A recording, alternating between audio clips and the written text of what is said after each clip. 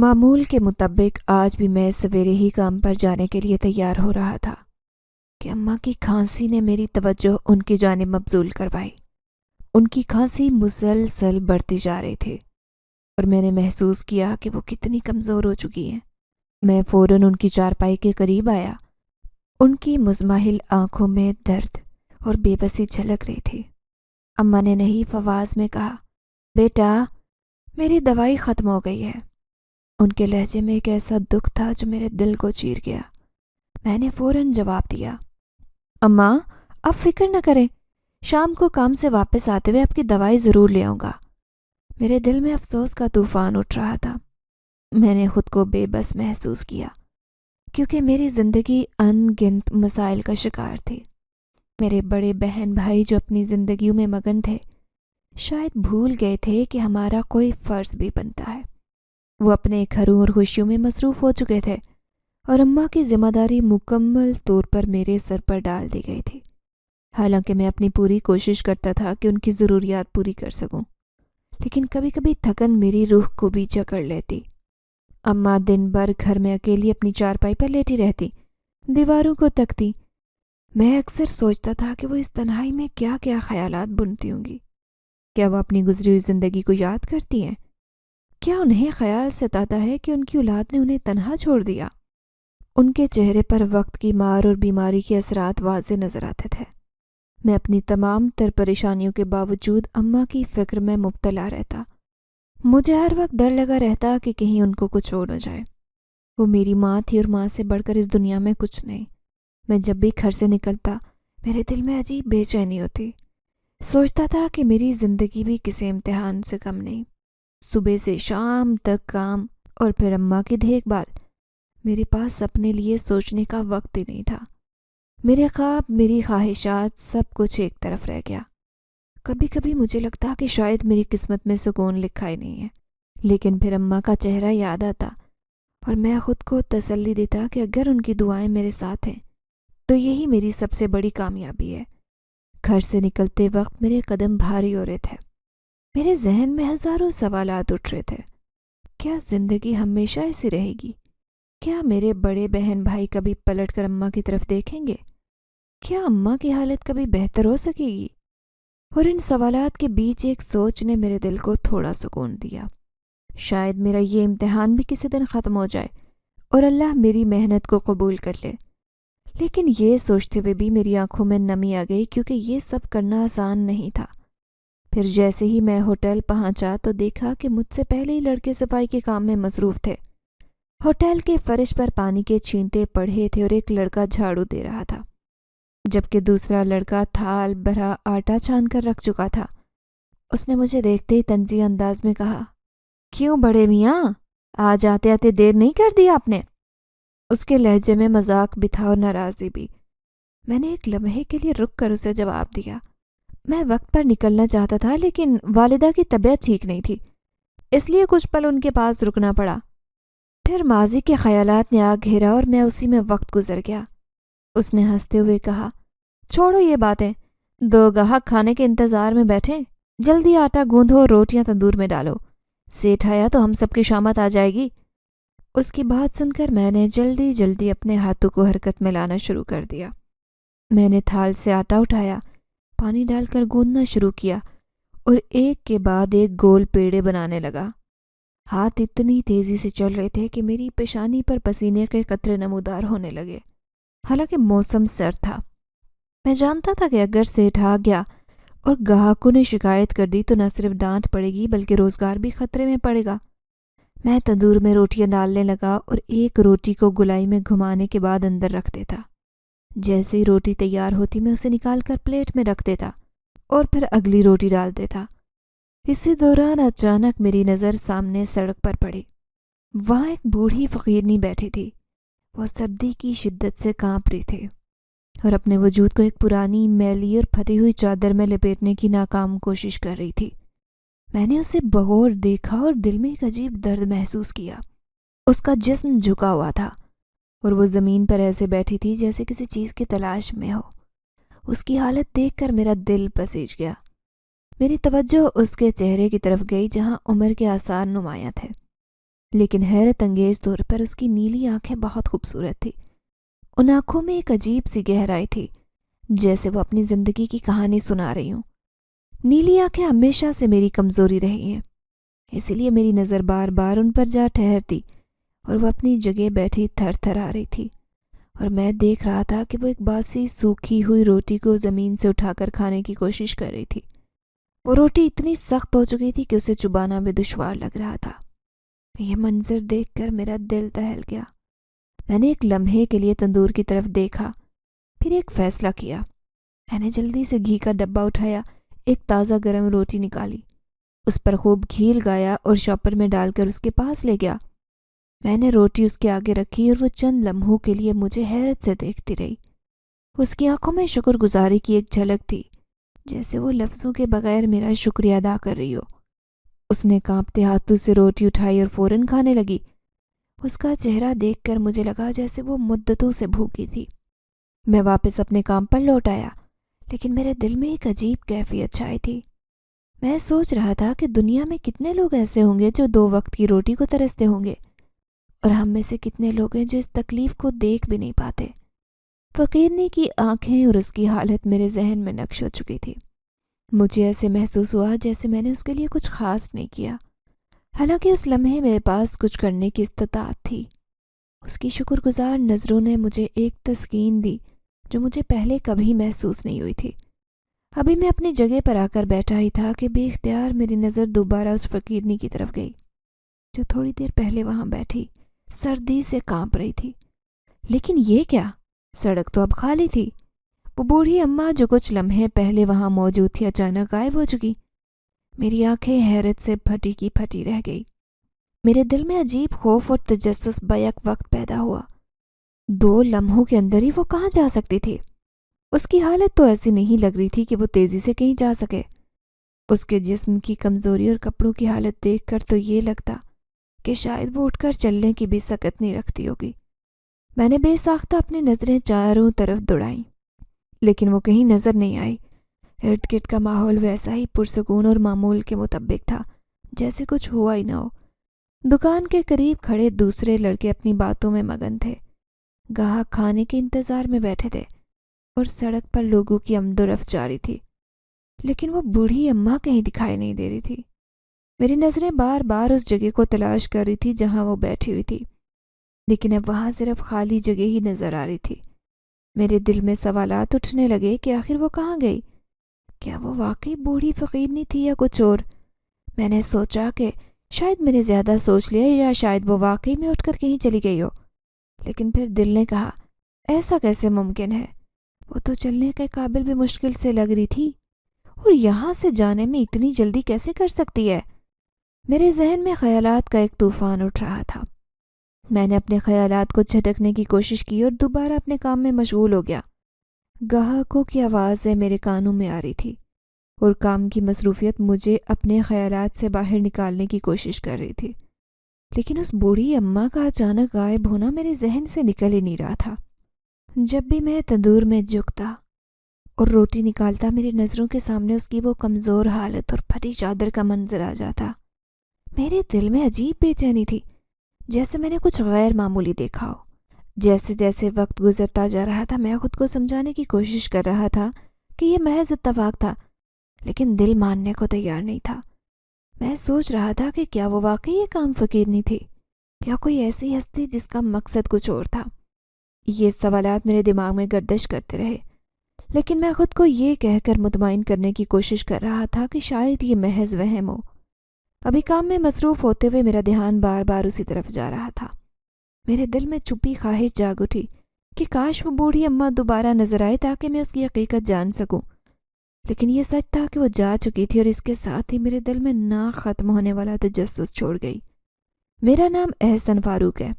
میرا تعلق ایک نہایت غریب گھرانے سے تھا، جہاں زندگی ہمیشہ آزمائشوں سے بھری رہتی۔ میں محض 8 سال کا تھا جب میرے والد دنیا فانی سے کوچ کر گئے۔ ان کا گزرنا ہمارے لیے قیامت سے کم نہیں تھا، کیونکہ وہ ہمارے گھر کے واحد کفیل تھے۔ ان کی زندگی محنت اور جدوجہد کی روشن مثال تھی، لیکن ان کے جانے کے بعد ہمارا دنیا میں کوئی سہارا نہیں رہا۔ گھر میں 5 افراد تھے، میرا سب سے بڑا بھائی، 2 بہنیں، میں اور میری والدہ۔ میرے بڑے بھائی کی عمر اس وقت 15 سال تھی۔ وہ تعلیم میں اچھے تھے اور ہمارے والد کی خواہش تھی کہ وہ اچھی تعلیم حاصل کریں تاکہ آگے جا کر کامیاب بزنس مین بن سکے۔ میرے والد ہمیشہ کہتے کہ تعلیم ہی غربت کو شکست دے سکتی ہے۔ دن رات محنت کرتے تاکہ ہم سب کے خواب پورے ہو سکیں۔ میری 2 بڑی بہنیں جو عمر میں مجھ سے بڑی تھی والدہ کا ہاتھ بٹاتی اور گھر کے چھوٹے موٹے کاموں میں ان کی مدد کرتی، لیکن میرے والد کے اچانک انتقال نے ہماری زندگیوں کا رخ بدل دیا۔ ہمارے خاندان کے حالات شروع سے ہی خراب تھے۔ میرے والد اور ہمارے خاندان کے دوسرے افراد کے درمیان اختلافات بہت پرانے تھے۔ میرے دادا کے انتقال کے بعد جو جائیداد بچی تھی وہ ہماری دادی کے نام پر تھی۔ میرے تایا اس وقت دادی کے ساتھ رہتے اور وہی اس گھر کے مالک تھے۔ میرے والد ہمیشہ اس بات پر ناراض رہتے کہ انہیں اس گھر میں سے ان کا حصہ نہیں دیا گیا۔ وہ بار بار کہتے کہ یہ میرا بھی حق ہے، مجھے کسی کا احسان نہیں چاہیے۔ میرے تایا کا موقف تھا کہ ان کے خاندان کے لیے بڑا گھر ضروری ہے کیونکہ دادی بھی ان کے ساتھ رہتی ہیں، ان کے بچے بھی زیادہ ہیں۔ دادی نے کئی مرتبہ میرے والد کو اس گھر میں لانے کی کوشش کی، لیکن میرے والد اپنی ضد پر قائم رہے۔ وہ کہتے تھے کہ مجھے میرا حق چاہیے، خیرات نہیں۔ آخرکار اس اختلاف کی وجہ سے میرے والد نے دادی اور تایا سے قطع تعلق کر لیا۔ وہ ہماری والدہ کو لے کر چھوٹے سے کرائے کے مکان میں منتقل ہو گئے۔ یہاں سے ہماری زندگی کا نیا مشکل دور شروع ہوا۔ میرے والد نے ہمیشہ محنت مزدوری کر کے ہمارا پیٹ بھرا۔ وہ مزدوری کرتے، کبھی مزدوری نہیں ملتی تو فاقے کا سامنا کرنا پڑتا، لیکن انہوں نے ہمت نہیں ہاری۔ ہمارے لیے وہ ہر دکھ برداشت کرتے، ہر مشکل کا سامنا کرتے، لیکن ہمیں کبھی احساس نہیں ہونے دیا کہ وہ اندر سے کتنے ٹوٹے۔ وہ اکثر کہتے کہ جو وقت آج مشکل ہے وہ کل تمہیں مضبوط بنائے گا۔ ان کے یہ الفاظ آج بھی میرے دل میں کھونچتے ہیں۔ میرے بڑے بھائی کو جب کریانے کی دکان پر کام ملا تو میرے حالات بہتر ہونے لگے۔ ان کی تنخواہ زیادہ تو نہیں تھی لیکن وہ ہمارے لیے کسی نعمت سے کم نہیں تھے۔ بھائی صبح اسکول جاتے اور شام کو دکان پر کام کرتے۔ وہ ہمیشہ کہتے تھے ابا کی محنت کو ضائع نہیں ہونے دوں گا۔ ان کا عزم ہمیں حوصلہ دیتا تھا۔ پھر ایک دن ایسا آیا جو ہماری زندگیوں کا برا دن ثابت ہوا۔ میرے والد جو ہمیشہ حشاش بشاش رہتے تھے اچانک دل کے دورے کا شکار ہوئے۔ ہم سب پریشان ہوئے۔ انہیں ہسپتال لے جایا گیا لیکن بدقسمتی سے وہ جام بر نہیں ہو سکے۔ ان کی موت ہمارے لیے قیامت سے کم نہیں تھی۔ وہ میرے سر سے صاحبان چھین گیا جس نے ہمیشہ مشکل حالات میں سہارا دیا۔ ان کے بغیر ہمیں یوں محسوس ہوتا جیسے ہماری زندگی کا مقصد ہی ختم ہو گیا ہو۔ ان کے انتقال کے بعد ہمارے خاندان میں سے کسی نے پلٹ کر ہماری خبر تک نہیں لی۔ جن رشتہ داروں سے امید تھی کہ وہ ہمارا سہارا بنیں گے وہ ہم سے دور ہو گئے۔ تایا اور تائی نے بھی نظر انداز کر دیا۔ دادی جو کبھی ہمیں دیکھ کر دعائیں دیا کرتی اب خاموش ہو گئی۔ ایسے لگتا کہ ہمارے وجود کا کسی کو کوئی احساس نہیں۔ میری والدہ جو پہلے ہی صبر و تحمل کا پیکر تھی اس حادثے کے بعد مزید خاموش اور سنجیدہ ہو گئی۔ وہ ہمیں سنبھالنے کی پوری کوشش کرتی لیکن ان کی آنکھوں میں ہمیشہ آنسو ہوتے۔ اب گھر کی ذمہ داریاں میرے بڑے بھائی کے کندھوں پر آ گئی۔ وہ پڑھائی ایک طرف رکھ کر ہماری کفالت میں لگ گئے۔ میری بہنیں بھی سلائی کڑھائی کر کے کچھ رقم کمانے کی کوشش کرتی لیکن وہ ناکافی ہوتی۔ ہم سب کے دل میں ایک ہی خیال تھا، کاش ابا زندہ ہوتے تو شاید ہماری زندگی اتنی مشکل نہ ہوتی۔ اماں جو پہلے ہی زندگی کی مشکلات سے جھک گئی تھی حالات کے دباؤ میں مزید نڈھال ہو گئی تھی۔ والد کے انتقال کے بعد سے وہ نہ صرف ہماری کفالت کی ذمہ دار بن گئی بلکہ خاندان کے بکھرتے شرازے کو جوڑنے کی بھی بھرپور کوشش کرتی۔ وہ دن بھر لوگوں کے گھروں میں کام کرتی، جھاڑو برتن صفائی کے کاموں میں مصروف رہتی اور شام کو تھکن سے چور گھر آتی۔ کبھی کبھی وہ لوگوں کے گھروں سے بچا کھجا کھانا لے آتی جسے ہم سب مل کر کھا لیتے۔ ہم جانتے تھے کہ یہ کھانا کسی اور کے دسترخوان کی بچی ہوئی چیزیں تھیں لیکن ہمارے لیے کسی نعمت سے کم نہیں ہوتا۔ اماں کی محنت اور قربانیوں کے باوجود وقت مشکل تھا لیکن ہماری زندگی کسی نہ کسی طرح آگے بڑھ رہی تھی۔ وقت کے ساتھ ہم سب بڑے ہو رہے تھے۔ میری دونوں بہنیں زبیدہ اور زاہدہ جو عمر میں مجھ سے بڑی تھی جوانی کی دہلیز پر پہنچ گئی۔ اماں نے جیسے تیسے کر کے ان کی شادیاں کر دی لیکن ان شادیوں نے ہمیں مزید قرضوں میں جکڑ دیا۔ زبیدہ کی شادی پر لیا گیا قرض ابھی پوری طرح ادا نہیں ہوا تھا کہ زاہدہ کی شادی کا خرچ سر پر آ گیا۔ اماں کو لگتا تھا کہ وہ دونوں بیٹیوں کے لیے بہتر مستقبل کا خواب پورا کر رہی ہیں لیکن ان خوابوں کی قیمت ہم سب کو ادا کرنی پڑ رہی تھی۔ میرا بڑا بھائی تھا جو اب 26 سال کا ہو چکا تھا، اپنی زندگی کے بارے میں سوچنے لگا۔ وہ دن رات محنت کرتا، زیادہ کمانے کی کوشش کرتا اور اکثر بہانے سے اماں کے سامنے شادی کا ذکر چھیڑ دیتا۔ وہ کہتا اماں اب تو میں بڑا ہو گیا ہوں، میری شادی کے بارے میں کب سوچو گی؟ لیکن اماں ہمیشہ یہی جواب دیتی بیٹا ابھی ہمارے سر پر زبیدہ اور زاہدہ کی شادی کا قرضہ ہے، پہلے یہ چکا لیں پھر تمہارے بارے میں سوچوں گی۔ بھائی کا دل دکھتا لیکن خاموش ہو جاتا، لیکن یہ خاموشی زیادہ دیر نہیں ٹکی۔ وقت گزرنے کے ساتھ بھائی کا مزاج بدلنے لگا، وہ غصے میں رہنے لگا، رات کو دیر سے گھر آتا اور کھانے سے بھی انکار کر دیتا۔ اس کی آنکھوں میں بے بسی دکھائی دیتی، جیسے وہ کہہ رہا ہو کہ اب میری قربانیوں کی بھی کوئی حد ہونی چاہیے۔ وہ اکثر مجھے دیکھ کر کہتا، احسن تم تو ابھی چھوٹے ہو، لیکن میرے لیے یہ ضروری ہے کہ میں اپنا گھر بساؤں، یہ میرا حق ہے۔ میری تعلیم بھی ان حالات کے باعث ادھوری رہ گئی تھی، اماں کے لیے تعلیمی اخراجات برداشت کرنا ممکن نہیں تھا، اور بھائی نے مجھے ایک ہوٹل میں کام پر لگوا دیا۔ اس نے اپنے ایک دوست سے سفارش کی اور مجھ سے کہا کہ احسن یہ کام تمہارے لیے آسان نہیں ہوگا، لیکن تمہیں کرنا ہوگا۔ میں دل پر پتھر رکھ کر ہوٹل میں کام کرنے لگا۔ اکثر اماں سے کہتا، اماں بھائی کی شادی کروا دو۔ وہ کہتا ٹھیک ہے، اب اس کی زندگی کا بھی حق بنتا ہے، لیکن اماں ہمیشہ وہی بات دہراتی، بیٹا قرضہ بہت ہے، پہلے یہ چکائیں گے پھر شادی کی بات کریں گے۔ یہ صورتحال اب بھائی کے صبر کا امتحان لینے لگی۔ وہ زیادہ وقت گھر سے باہر رہنے لگا، کبھی کبھار آدھی رات کو گھر واپس آتے ہی اپنے کمرے میں چلا جاتا۔ اس کے رویے میں ایک تلخی آ گئی۔ اماں جو ہمیشہ اس کی فکر کرتی، خاموشی سے اس کی ناراضگی سہتی۔ کبھی کہتی تھیں، بیٹا میں جانتی ہوں تمہارے دل میں کیا ہے، لیکن تمہیں سمجھنا ہوگا کہ ابھی حالات ہمارے قابو میں نہیں ہیں۔ میری بہنیں جو اب اپنے اپنے گھروں میں تھی، کبھی کبھار آتی اور اماں کو تسلی دینے کی کوشش کرتی، لیکن خود بھی اپنے مسائل میں الجھی ہوئی تھی۔ زبیدہ اکثر کہتی، اماں بھائی کے لیے کوئی اچھا رشتہ دیکھو، وہ ٹھیک کہتا ہے، اس نے ہمیشہ ہماری خاطر قربانی دی ہے۔ لیکن اماں کی نظر میں سب سے بڑی ترجیح وہ قرضے تھے جنہوں نے ہماری زندگی کو جکڑ رکھا تھا۔ یہ سب دیکھ کر میرا دل گھٹتا رہتا، میں خود کو بے بس محسوس کرتا۔ اماں کی فکریں، بھائی کی ناراضگی اور میری ادھوری تعلیم، سب ایک بوجھ کی طرح میرے کندھوں پر تھا، لیکن میں جانتا تھا کہ یہ وقت بھی گزر جائے گا۔ میں صرف دعا کرتا تھا کہ ہمارے حالات بہتر ہوں اور ہمارے دلوں میں سکون آ جائے۔ پھر وہ دن آیا جس نے ہمارے گھر کے حالات کو مکمل بدل دیا۔ بھائی جو کافی عرصے سے اماں کی منتیں کرتا تھا، آخرکار اپنی پسند سے شادی کر کے دلہن گھر لے آیا۔ یہ خبر پورے محلے میں جنگل میں آگ کی طرح پھیلی۔ ہر طرف چہم گوئیاں شروع ہوئی، لوگوں نے اماں کی تربیت پر سوالات اٹھانے شروع کر دیے۔ کہتے کہ کیسی ماں ہے جو اپنے بیٹے کو قابو نہیں رکھ سکی۔ کچھ کہنے لگے، ارے یہ تو بڑا بے غیرت نکلا، ماں بہنوں کا ذرا خیال نہیں کیا اور اپنی مرضی سے شادی کر لی۔ محلے کی عورتیں جنہیں دوسروں کے معاملات میں ٹانگ اڑانے کا شوق تھا، اماں کو دیکھ کر تنزیہ کہتی، بہن ماشاء اللہ آپ کا بیٹا تو بڑا دلیر نکلا۔ یہ سب باتیں اماں کو اندر سے کھائے جا رہی تھی۔ میرے لیے یہ سب حیران کن تھا، لیکن دل میں بھائی کی ہمت کی داد دے رہا تھا۔ میں نے سوچا بھائی نے وہ کر دکھایا جو شاید میں کبھی نہیں کر پاتا۔ اس نے اپنی خوشی کے لیے ایک بڑا قدم اٹھایا، لیکن میرے دل کی خوشی اماں کی تکلیف اور بہنوں کے آنسوں کے آگے دب گئی۔ میری بہنیں جو اپنے سسرال میں پہلی مشکلات کا سامنا کر رہی تھی، اب وہاں بھی تانے سننے لگی۔ زبیدہ آپی جو ہمیشہ اماں کی حمایت میں بولتی تھی، بار بار فون کر کے رو پڑتی، اماں بھائی نے ہماری ناک کٹوا دی، لوگ انگلیاں اٹھا رہے ہیں، کہتے ہیں کہ ہماری ماں بیٹے کو نہیں سنبھال سکی، سسرال والے باتیں کرتے ہیں۔ زاہدہ جب اماں سے ملنے آتی، آنکھوں میں آنسو لیے شکایت کرتی، اماں اب بھائی کو روکتی کیوں نہیں تھی؟ یہ سب ہماری عزت کے خلاف کیا ہے؟ اماں کے لیے یہ سہنا آسان نہیں تھا۔ وہ دن بھر اپنے دل میں بھائی کے اس فیصلے کا بوجھ اٹھائے رکھتی، رات کو چپکے سے تکیے میں منہ چھپا کے روتی۔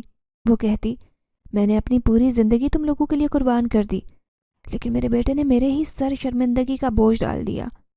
کبھی کبھار انہیں تسلی دینے کی کوشش کرتا، اماں بھائی نے اپنی خوشی کے لیے جو کیا وہ غلط نہیں ہے، ہم سب کا حق ہے ہم اپنی طریقے سے زندگی جئیں۔ لیکن اماں خاموش ہو جاتی، ان کے چہرے پر دکھ کے گہرے نقوش نمایاں ہوتے۔ بھائی کی دلہن جب ہماری بھابھی بن چکی تھی، شروع میں خاموش رہی۔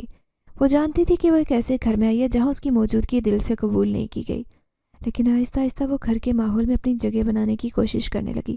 کبھی اماں کے کاموں میں ہاتھ بٹاتی، میرے لیے کھانے کی چیزیں بناتی۔ میں نے محسوس کیا کہ وہ دل کی بری نہیں، لیکن حالات نے اسے ہم سب کے لیے ایک مسئلہ بنا دیا۔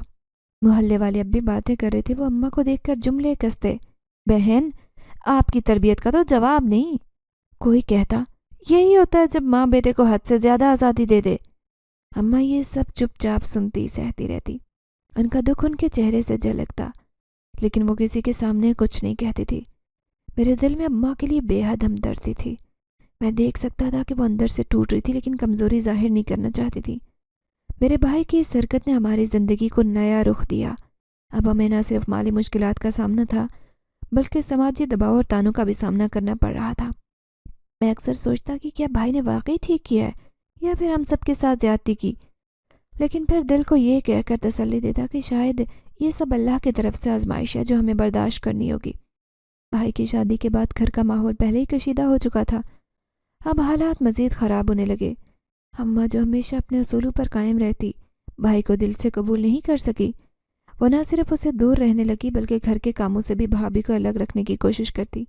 بھابھی کچھ پکانے کی کوشش کرتی تو اماں ان کی مدد لینے سے انکار کرتی اور کہتی، مجھے تمہاری مدد کی ضرورت نہیں، میں خود کر لوں گی۔ یہ رویہ بھابھی کے لیے ناقابل برداشت تھا۔ وہ دل ہی دل میں کڑتی اور بھائی کے سامنے شکایات کرتی۔ بھائی جو پہلے فیصلے کی وجہ سے دباؤ میں تھے ہر وقت پریشان دکھائی دیتے۔ وہ اماں کو سمجھانے کی کوشش کرتے، اماں وہ میری بیوی ہے، ہمارا گھر سنبھالنا اس کا بھی حق ہے۔ لیکن اماں اپنی ضد اور انا کے باعث ان کی بات کو ایک کان سے سنتی اور دوسرے سے نکالتی۔ وہ بار بار کہتی، مجھے کسی کی ضرورت نہیں، میں تم سب کی خدمت کرتے کرتے اپنی عمر گنوا چکی ہوں، اب یہ کام میرے لیے معمولی ہے۔ بھائی کی بے بسی اور بھابھی کی چکلے سے گھر کا ماحول دن بدن بگڑتا جا رہا تھا۔ یہ کشیدگی آخر کار اس مقام پر پہنچی جہاں بھائی نے تنگ آ کر فیصلہ کر لیا کہ وہ یہ گھر چھوڑ دیں گے۔ ایک دن وہ سامان سمیٹ کر بھابھی کو لے کر چلے گئے۔ ان کا یہ فیصلہ اماں کے لیے ناقابل برداشت تھا۔ دن بھر گم سم رہتی، کسی سے بات نہ کرتی۔ ان کے دل پر یہ صدمہ گہرا اثر کر چکا تھا۔ وہ ہمیشہ کہتی تھی، یہ گھر میں نے تم سب کے لیے سنوارا تھا، لیکن آج میرے اپنے بچے مجھ سے دور ہو گئے۔ بھائی کے جانے کے بعد اب گھر میں صرف میں اور اماں تھے۔ گھر کی خاموشی اور سنسانی دل کو مزید اداس کرتی۔ اماں جو پہلے ہی پریشانیوں کے بوجھ تلے تھی اب مکمل بیمار پڑ گئی، بستر سے اٹھنے کے قابل بھی نہیں رہی۔ ان کی کھانسی اور کمزوری دن بدن بڑھتی جا رہی تھی لیکن کسی سے شکایت نہ کرتی۔ ان کی حالت دیکھ کر میرا دل کٹتا، لیکن میرے پاس وقت کی کمی اور وسائل کی تنگی تھی۔ میری زندگی بھی ایک نئی سمت چاہ رہی تھی۔ جہاں میں پہلے ہوٹل میں ویٹر کی حیثیت سے کام کر رہا تھا، مجھے تندور پر کام کرنے کا موقع مل گیا۔ یہ کام زیادہ محنت طلب تھا لیکن تنخواہ پہلے سے بہتر تھی۔ اس ترقی نے میرے لیے کچھ سکون پیدا کیا، لیکن اس کا مطلب تھا کہ مجھے زیادہ وقت کام پر دینا پڑے گا۔ اس کے نتیجے میں اماں کی دیکھ بھال پر میری توجہ کم ہو گئی۔ میں صبح سویرے کام پر نکل جاتا اور رات دیر سے واپس آتا۔ گھر آ کر اماں کے قریب بیٹھتا، ان سے باتیں کرنے کی کوشش کرتا، لیکن وہ زیادہ خاموش رہتی۔ کبھی کبھی میں ان کی اداسی توڑنے کی کوشش کرتا۔ اماں آپ فکر نہ کریں، میں ہوں نا آپ کے ساتھ، سب ٹھیک ہو جائے گا۔ لیکن وہ ہلکا سا مسکرا دیتی اور خاموش ہو جاتی۔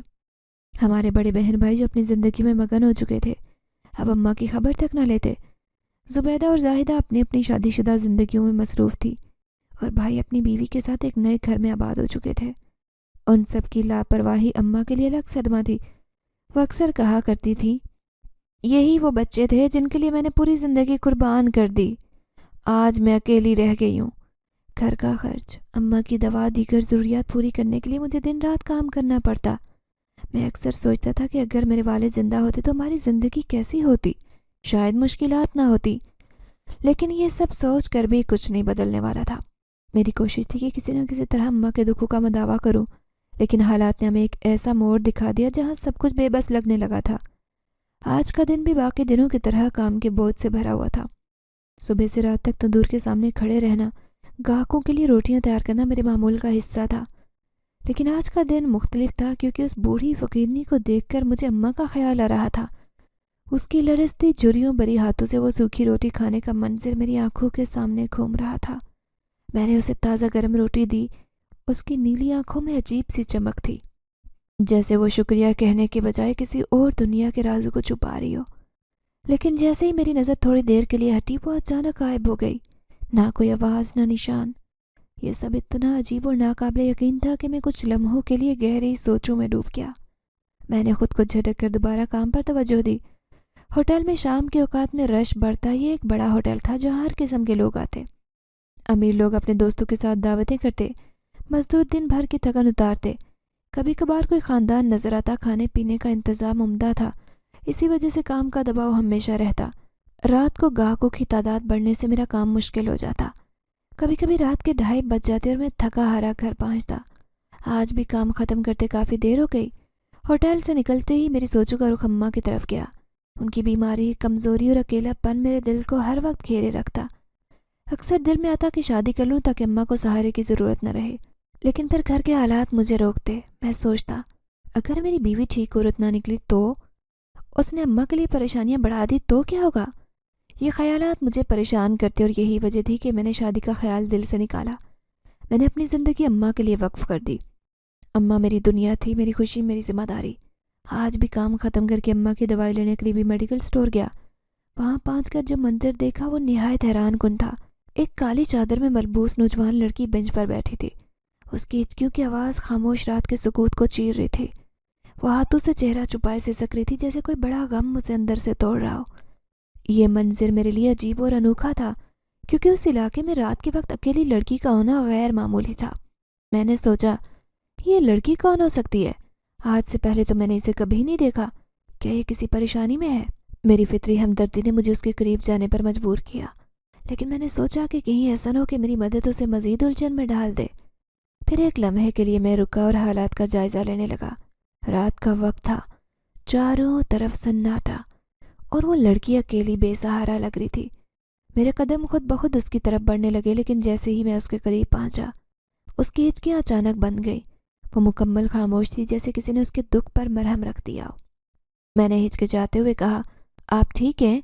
شاہ اتنی رات کو اکیلی کیوں بیٹھی ہیں؟ لیکن وہ خاموش رہی، نہ اس نے سر اٹھایا نہ کوئی جواب دیا۔ میرے دل میں طرح طرح کے سوال اٹھنے لگے۔ کیا وہ کسی سے چھپ رہی تھی؟ کیا وہ کسی مصیبت میں تھی؟ یا شاید وہ اپنی زندگی کے کسی غم کو چھپانے کی کوشش کر رہی تھی؟ اس کی خاموشی نے میرے تجسس کو بڑھا دیا، لیکن میں نے فیصلہ کیا کہ اسے فوراً اکیلا نہ چھوڑوں۔ شاید وہ کسی مدد کی طلبگار ہو، یا شاید یہ قسمت کا نیا امتحان ہو جو میرے سامنے کھڑا تھا۔ آپ کون ہیں اور اس وقت سنسان سڑک پر کیوں بیٹھی ہیں؟ یہ علاقہ عورتوں کے لیے محفوظ نہیں۔ میری آواز میں ہمدردی تھی لیکن دل میں عجیب بے چینی۔ اس نے کالی چادر کے پیچھے سے میری طرف دیکھا۔ جیسے ہی اس کی نیلی آنکھیں دکھائی دی میں ٹھڑک گیا۔ وہ آنکھیں بہت جانی پہچانی لگ رہی تھی، اور اب رونے کی وجہ سے سرخ اور سوجی تھی۔ اس کا چہرہ تھکن اور اداسی کی تصویر بنا ہوا تھا۔ وہ کانپتی آواز میں بولی، میرے ماموں نے مجھے گھر سے نکال دیا ہے۔ وہ چاہتے ہیں کہ میں ایک نشئی شخص سے شادی کروں، لیکن میں نے انکار کر دیا۔ انہوں نے مجھ پر غصہ کیا اور گھر چھوڑنے پر مجبور کیا۔ اب سمجھ نہیں آ رہا کہ کہاں جاؤں، کس سے مدد مانگوں۔ یہ کہتے اس کی آواز بھرا گئی اور خاموش ہو گئی۔ اس کی بات سن کر میرے دل میں عجیب پریشانی ہوئی۔ میں اس کے حالات اور بے بسی پر غور کرنے لگا اور ساتھ سوچنے لگا کہ میں اس کی مدد کیسے کروں۔ میں نے ایک لمحے توقف کے بعد کہا، دیکھیں یہ جگہ عورتوں کے لیے محفوظ نہیں، خاص طور پر رات کے اس پہر۔ برا نہ مانے تو میرے ساتھ چلیں، میرے گھر میں بوڑھی ماں کے علاوہ اور کوئی نہیں۔ آپ وہاں رات گزار لیں، صبح تک کچھ سوچ لیں گے کہ آگے کیا کرنا ہے۔ میری بات سن کر وہ کچھ لمحوں کے لیے خاموش رہی، لیکن پھر آہستہ سے اٹھ کھڑی ہوئی اور خاموشی سے میرے پیچھے چلنے لگی۔ اس کے چہرے پر خاموش رضامندی تھی، جیسے اس کے پاس میرے علاوہ کوئی دوسرا راستہ نہیں تھا۔ گھر پہنچ کر میں نے دروازہ کھولا تو دیکھا کہ اماں کمرے میں سو رہی تھی۔ میں نے دوائی ان کے سرہانے رکھی، اس لڑکی کی طرف پلٹ کر کہا، آپ یہاں بیٹھ جائیں، یہ چارپائی خالی ہے، آپ آرام کریں۔ ہم کل صبح مل کر کچھ سوچیں گے کہ آپ کی مدد کیسے کی جا سکتی ہے۔ وہ خاموشی سے چارپائی پر بیٹھی اور میں نے اسے کمبل لا دیا تاکہ وہ سردی سے محفوظ رہے۔ میرے دل میں مختلف خیالات گردش کر رہے تھے کہ یہ لڑکی کون تھی، اس کی کہانی کتنی سچی تھی، لیکن اس کی بے بسی دیکھ کر میرے دل میں رحم آ گیا۔ میں نے اس سے کچھ نہیں کہا اور بستر پر لیٹ گیا۔ رات کے اس لمحے کمرے میں خاموشی کا راج تھا، صرف گھڑی کی ٹک ٹک اور باہر سے آنے والی ہوا کی سرسراہٹ سنائی دے رہی تھی۔ میں نے سوچا کہ یہ لڑکی میری زندگی میں کیوں آئی ہے؟ کیا یہ محض اتفاق تھا یا قدرت کا کوئی کھیل؟ ان سوالات کے ساتھ میں آہستہ آہستہ نیند کے آغوش میں چلا گیا۔ صبح کے اجالے کا انتظار کرنے لگا تاکہ اس کی مشکل کا کوئی حل نکالا جا سکے۔ ساری رات کروٹیں بدلتے گزری۔ میرے دل و دماغ میں مسلسل یہی سوال گردش کر رہا تھا کہ اس بے بس لڑکی کا مسئلہ کیسے حل کروں۔ اس کی کہانی میرے دل کو بے حد متاثر کر رہی تھی، لیکن حقیقت یہ تھی کہ میں خود بھی محدود وسائل رکھنے والا عام انسان تھا۔ رات کے سناٹے میں کبھی اس کے آنسوں کے بارے میں سوچتا، کبھی اس کے ماموں کی بے رحمی پر غصہ آتا، کبھی خود کو کوستا کہ میں کس حد تک اس کی مدد کروں گا۔ یہ خیالات میرے ذہن کو الجھائے ہوئے تھے۔ نیند آنکھوں سے کوسوں دور تھی۔ کبھی چھت کو گھورتا، کبھی دل ہی دل میں خدا سے دعا کرتا کہ اس لڑکی کے لیے کوئی راستہ نکل آئے۔ صبح کا اجالا کمرے کی کھڑکی سے جھانکنے لگا تو میں نے اپنی تھکن بھری آنکھوں کو مسلا اور بستر سے اٹھ کر سیدھا کمرے میں گیا۔ جیسے ہی اندر قدم رکھا میرے قدم تھم گئے۔ حیرت نے مجھے اپنی لپیٹ میں لیا۔ اماں اور وہ لڑکی جو مجھے اب پتہ چلا کہ اس کا نام سویرا ہے آپس میں ہنسی خوشی باتوں میں مصروف تھی۔ وہ لڑکی جو رات بھر غم اور خوف کا شکار نظر آئی اب حیرت انگیز طور پر پرسکون اور خوشگوار موڈ میں تھی۔ اس کے چہرے پر ہلکی مسکان تھی، جیسے اماں کی محبت اور ہمدردی نے اس کے دل کا بوجھ ہلکا کیا ہو۔ میں آہستہ سے اماں کے قریب بیٹھا۔ اماں نے محبت بھرے انداز میں میرے سر پر ہاتھ رکھا اور کہا، شاباش بیٹا، تم نے اچھا کیا جو رات کو سویرا کو یہاں لے آئے۔ رات کے وقت بیچاری کہاں جاتی؟ اماں کے لہجے میں ممتا اور اطمینان کا رنگ تھا۔ یہ سن کر میرے دل کو سکون ملا۔ میں نے حیرانی سے اماں اور سویرا کو دیکھا، جیسے وہ دونوں ایک دوسرے کو برسوں سے جانتی ہوں۔ معلوم ہوا کہ رات کو جب میں نیند کے لیے اپنے کمرے میں گیا تو سویرا نے اماں کو ساری کہانی سنا دی۔ اپنے ماموں کی بے رحمی، زبردستی شادی کا دباؤ اور دکھ بھرے حالات کا ذکر کرتے اس نے اماں کا دل جیت لیا۔ اماں نے اسے تسلی دیتے ہوئے کہا تھا، بیٹی، جب تک تمہاری کوئی اور جگہ نہیں بنتی تم یہاں ہمارے ساتھ رہ سکتی ہو۔ اس گھر میں تم محفوظ ہو اور خدا نے چاہا تو ضرور کوئی راستہ نکل آئے گا۔ اماں کی ان باتوں نے سویرا کے دل کو سکون بخشا۔ پھر اچانک وہ اٹھی اور باورچی خانے کا پوچھنے لگی۔ میں نے راستہ دکھایا تو وہ فوراً کچن کی طرف چل دی۔ کچھ ہی دیر میں باورچی خانے سے چائے اور پراٹھوں کی خوشبو آنے لگی۔ سویرا نے نہ صرف چائے بنائی بلکہ پراٹھے اور انڈے بھی تیار کیے۔ جب وہ ناشتہ لے کر کمرے میں آئی تو اماں نے کہا، بیٹی، تم نے تو دل خوش کر دیا۔ اماں نے چائے کا کپ اٹھاتے ہوئے اس کے لیے دعائیں کی۔ ان کا چہرہ خوشی اور سکون سے دمک رہا تھا۔ میرے لیے یہ انوکھا تجربہ تھا۔ برسوں بعد میں نے آج گھر سے ناشتہ کر کے نکلنے کا موقع پایا۔ عام طور پر اماں کی طبیعت اور میری مصروفیت کے باعث ایسا کم ہی ہوتا کہ میں گھر میں ناشتہ کروں۔ ناشتہ کرتے سویرا کی خاموش خدمت گزاری اور اماں کے چہرے کی خوشی دیکھ کر دل میں اطمینان پیدا ہوا۔ ناشتہ ختم کر کے میں نے اماں کو بتایا کہ میرا ارادہ ہے کہ دوپہر کو جلدی گھر ہوں تاکہ سویرا کے مسئلے پر بات کی جا سکے۔ اماں نے مسکراتے ہوئے رخصت کیا اور میں دل میں سویرا کے مستقبل کے بارے میں کئی خیالات لیے گھر سے نکلا۔ جیسے ہی ہوٹل پہنچا، معمول کے مطابق کام کا دباؤ پہلے سے زیادہ محسوس ہوا، لیکن میری توجہ بٹھی ہوئی تھی۔ دل میں بار بار اماں اور سویرا کا خیال آ رہا تھا۔ میں اپنے کام پر توجہ نہیں دے پا رہا تھا اور دماغ مسلسل گھر کی طرف کھنچ رہا تھا۔ ہوٹل میں گاہکوں کی آتی جاتی رونق کے بیچ میں نے جلدی سے اپنے حصے کا کام مکمل کیا۔ کچھ اہم کام اپنے شاگرد کے حوالے کیے تاکہ وہ اسے سنبھالے اور میں جلدی گھر جاؤں۔ میرے لیے آج سب سے بڑی ترجیح یہ تھی کہ اماں اور سویرا کی دیکھ بھال کے لیے کچھ خاص کروں۔ کام سے نکلتے وقت دل میں عجیب سی خوشی تھی۔ میں نے سوچا کہ گھر جاتے ہوئے کچھ خاص لے جاؤں تاکہ ان دونوں کو خوشی ہو۔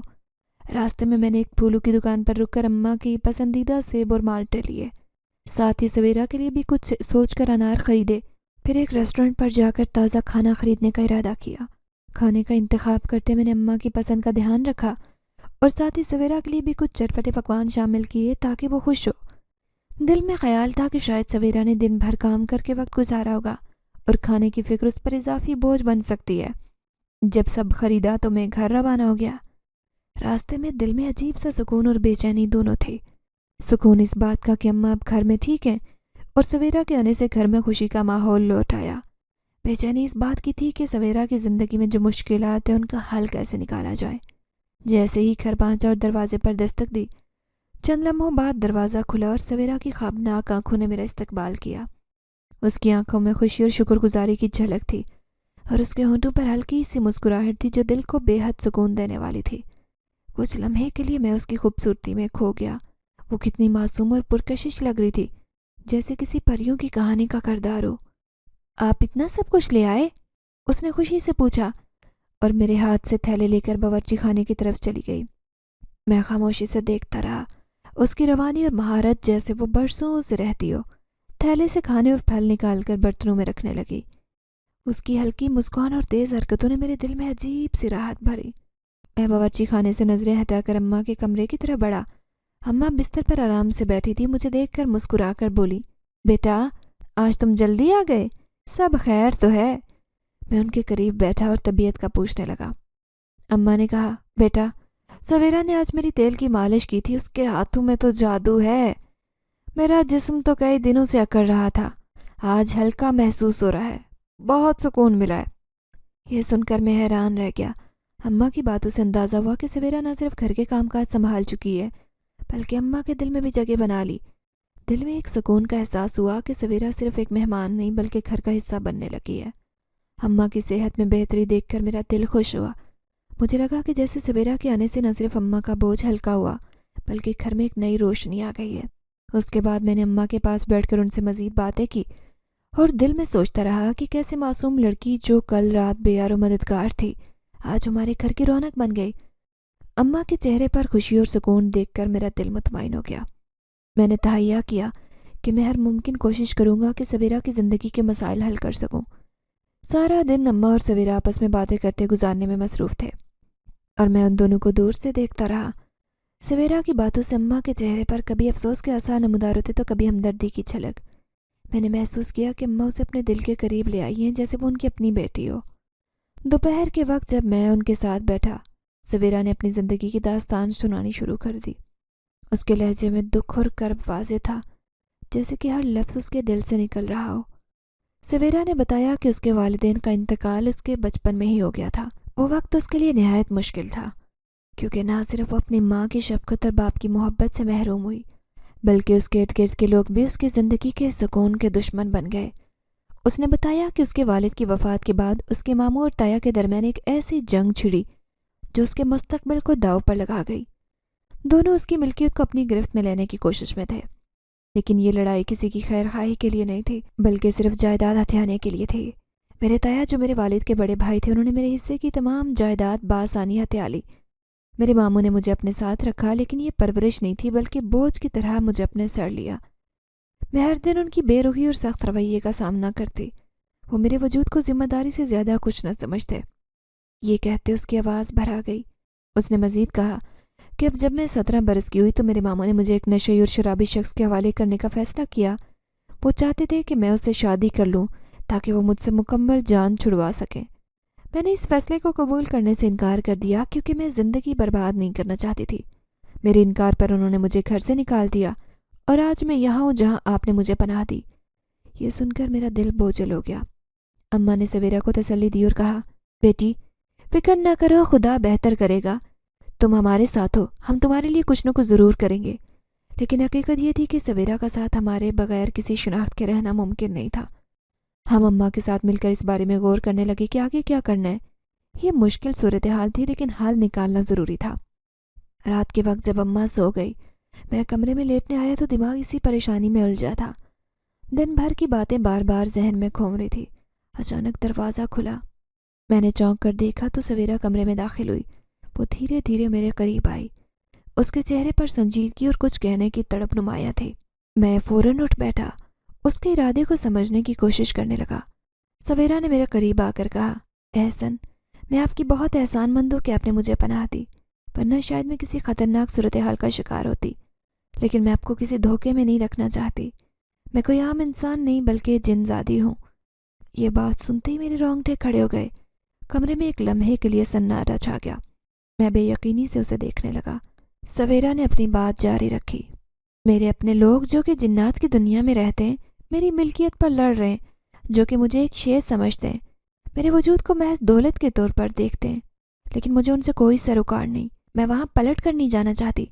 ان کی دنیا میرے لیے کسی قید خانے سے کم نہیں ہے۔ میں اس دنیا میں سکون کی تلاش میں تھی اور یہاں آپ جیسے انسانوں کے درمیان وہ سکون پایا۔ پھر وہ ایک لمحے کے لیے رکی، جیسے اپنے الفاظ کو ترتیب دے رہی اور کہا، میں آپ سے ایک درخواست کرنا چاہتی ہوں احسن، کہ آپ مجھ سے شادی کریں گے؟ یہ الفاظ سنتے ہی میری سانسیں رک گئی، دل کی دھڑکن بے ترتیب ہوئی۔ اس کی یہ بات نہ صرف حیران کن تھی بلکہ خوفناک بھی تھی۔ میرے ذہن میں ہزاروں سوال گونجنے لگے۔ کیا یہ ممکن تھا؟ کیا میں کسی جن زادی سے شادی کر سکتا ہوں؟ اور اس کے بعد میری زندگی کیسی ہوگی؟ میرے دل و دماغ میں عجیب کشمکش شروع ہو گئی۔ میں اس کے چہرے کی طرف دیکھنے لگا جس پر سنجیدگی کی گہری چھاپ تھی۔ اماں کو بھی اس فیصلے پر اعتراض نہیں ہوا۔ وہ تو جیسے سویرا کو کسی صورت نہیں کھونا چاہتی تھی، بس اپنی زبان سے ذکر نہیں کیا۔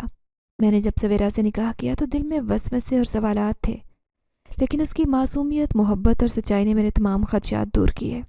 نکاح کے بعد پہلی رات میری زندگی کا نیا باب شروع ہوا۔ کمرہ روشنیوں سے جگمگا رہا تھا اور سویرا کی مسکراہٹ نے اس لمحے کو اور خاص بنایا۔ وہ میرے قریب آئی، اس کے چہرے پر عجیب سکون اور سنجیدگی تھی۔ اس نے میرے ہاتھ میں چھوٹا صندوقچہ رکھا۔ میں نے حیرانی سے اسے کھولا تو اندر 11 چمکتے ہیرے دیکھے جو اپنی روشنی سے کمرے کو منور کر رہے تھے۔ سویرا نے کہا، احسن، یہ ہیرے میری زندگی کی طاقت اور خوبصورتی کا راز ہیں۔ جب تمہیں کوئی مشکل پیش آئے تو تم ان میں سے ہیرا بیچ دینا، لیکن یاد رکھنا جب ہر بار ایک ہیرا بیچا جائے گا تو میری ایک طاقت ختم ہو جائے گی اور میری خوبصورتی پر اثر پڑے گا۔ میں حیرت سے اسے سنتا رہا۔ وہ مزید بولی، یہ ہیرے میں نے تمہیں اس لیے دیے ہیں کیونکہ میں چاہتی ہوں کہ تم ہمیشہ خوشحال رہو۔ تم نے مجھے پناہ دی، عزت دی، مجھ سے نکاح کیا۔ تم میرے محسن نور میں چاہتی ہوں کہ تمہاری زندگی میں کوئی کمی نہ ہو، لیکن میں یہ بھی چاہتی ہوں کہ تم ان کا استعمال صرف انتہائی ضرورت کے وقت کرو۔ میں اس کی محبت اور قربانی دیکھ کر حیران رہ گیا۔ اس کی باتوں میں ایسی مخلصی تھی جو شاید میں نے کبھی کسی انسان میں نہیں دیکھی۔ میں نے وہ ہیرے بڑی احتیاط سے لوہے کے بکسے میں رکھ دیے، دل میں تہیہ کیا کہ ان کا استعمال صرف انتہائی مجبوری کے وقت ہوگا۔ میں نہیں چاہتا تھا کہ سویرا کی خوبصورتی اور طاقتوں پر کوئی اثر پڑے۔ ہماری زندگی آگے بڑھنے لگی۔ سویرا نے نہ صرف میرے دل میں اپنی جگہ بنائی بلکہ اماں کے دل میں بھی خاص بیٹی کی طرح جگہ حاصل کی۔ وہ نہایت خوش اخلاق، سلیقہ مند اور ہر لمحہ ہمارے لیے محبت کا مظاہرہ کرتی۔ اس کی موجودگی سے گھر میں نئی رونق آ گئی۔ اماں اکثر دعا کرتی تھی کہ اللہ تم دونوں کو ہمیشہ خوش رکھے۔ ہماری زندگی ہنسی خوشی گزرنے لگی۔ سویرا نے اپنی جنات کی دنیا سے دور انسانوں کی دنیا میں رہنے کا فیصلہ کیا اور اس نے اپنی اس فیصلے کو کبھی نہیں بدلا۔ اس کے ہیرے میرے پاس محفوظ تھے اور میں ہر روز اللہ کا شکر ادا کرتا ہوں کہ اس نے مجھے ایک ایسی شریک حیات دی جو محبت، قربانی اور وفاداری کی اعلیٰ مثال تھی۔ وقت کے ساتھ ساتھ میری عمر بڑھ رہی تھی، مگر سویرا ویسی کی ویسی خوبصورت و نوجوان تھی جیسے 16 سال کی کوئی کم عمر دوشیزہ ہوتی ہے۔ اس نے باہر جانے کے لیے شرعی پردہ اختیار کیا تھا جو کہ میرے لیے سکون کا باعث تھا۔